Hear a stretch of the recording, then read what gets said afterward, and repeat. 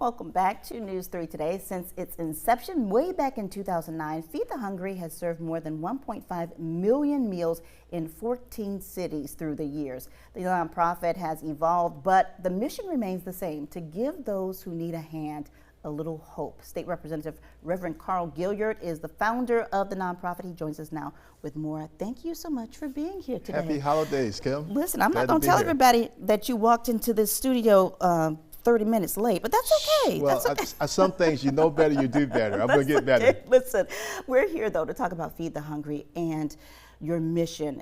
This is something that you started, as I mentioned, back in 2009 because of your experience with Hosea Williams. Yeah, he was my mentor. He did Hosea Feed the Hungry in Atlanta.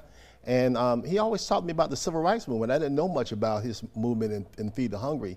And they gave us a chance to start with Savannah Hosea Feed the Hungry. Now we're Feed the Hungry. Now you're Feed the Hungry. You're feeding everybody, not only in Savannah, but in our surrounding area and in South Carolina. South Carolina, all the way up, Orlando, and even in Savannah, Georgia, with Cynthia Scott and others. So we've had a chance to feed the working poor.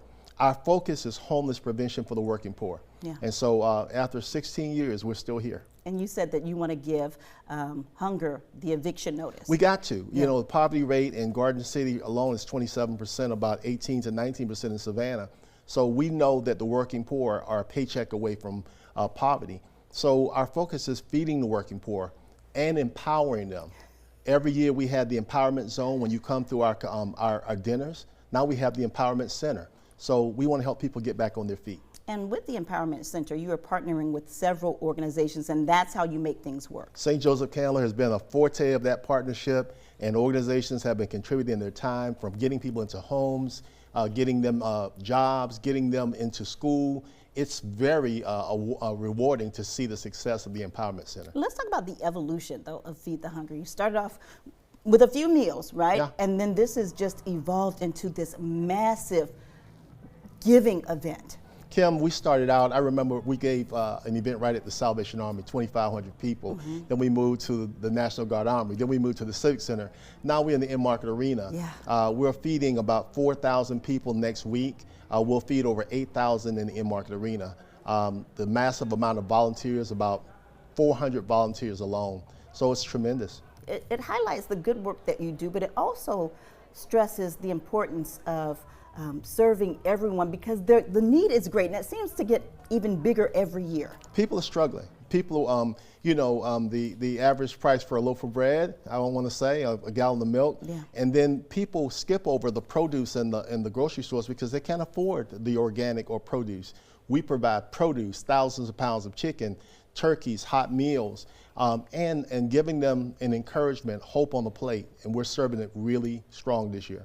Last month, you kicked off Christmas in October. Yeah. Now you have this whole holiday thing going. Like I mentioned during the break, it's an ambitious type of schedule that you have. We can't stop. Yeah. The people on Main Street need to be taken care of. And this year we partnered with Nolan Smith, my hero, from UGA to the NFL. His foundation, we're giving out food to families at Frank Kellen's Boys and Girls Club. He's a product of that. And then another product of Frank Kellen's, and our prince here in Savannah is Flajay Johnson. She's given out over 1,000 turkeys with us at the Delaware Center. Yeah. So the partnership does work. Let's talk about the future of the agency, of the organization. As I mentioned with Ariana, who was here earlier, I mean, you always need volunteers. Yes. You always need donations. You always need food. Yes. So this year we're going back to clothing. Okay. Now, Kim, you have a lot of stuff in your closet you might not want to use. Okay. Just want to tap on you and Tina. And so we're looking at clothes. We're talking about new and used clothes for male and females, toddlers on up. We're going back to our origins of giving out clothes at our events. So this Saturday at the Empowerment Center, people can stop by and give their clothing, number 10 canned goods of green beans and corn and potatoes, turkeys, toys, or financial donations. But there's always a need. Yeah, and speaking of origins, your origins go back to you giving in the community. I mean, when you were in high school, when you had your group Candy Love, you brought one of the members here. I brought one of the original members, Darren Gale, where he came all the way down. And this 41 years. Yeah, yeah. You know, we came in the studios. It was like, oh my God, technology has changed. You got moving cameras with no camera person. But you started with Unity in the Community. Unity in the Community in 1991. I just left Reverend Smalls, who was a part of that. But God has been good to bring us forward after 41 years. And the work still has to continue. Yes. It's given me a more renewed dedication for the people on Main Street. Yeah. And, you know, I grew up in Hazard County, over there on the east side. We're going back. We're going back to Hazard County next week. We have not forgotten our roots. Okay. All right. Thank you so much, Representative Gilliard, for joining us this morning. Here's the information on your screen. If you'd like to get involved, the annual Thanksgiving Give Back is tomorrow from 4 until 6 p.m. at the Frank Callum Boys and Girls Club that's located on Charlton Street. And there we go. Feed the Hungry Thanksgiving dinner is Tuesday, November 26th. Are you going to have celebrity we're going to have servers this celebrity year servers. We got judges, we got radio personalities. The chief of police is going to be there. We got everybody, and you know that's a big thing. And then in Christmas we have the undercover angels. Yes. So you never know who's going to get blessed with a check or so from the undercover wonderful. angel. That is wonderful. Thank you so much for the work that you do. Continue to keep going. We appreciate you so much. Thank you, Kim. All right, and here's the information on the Christmas dinner. That's Monday, December 23rd. 4 p.m. at the In-Market Arena because it is that big. That's located on Stiles Avenue.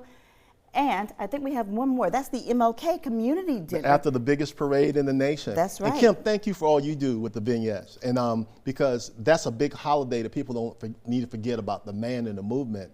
And so after the largest and best parade, they can come to the best dinner at the Frank Callum Boys and Girls Club. All right. Thank you so much, Representative Gilliard, for joining us today. Thank you. Stay with us. We'll be right back.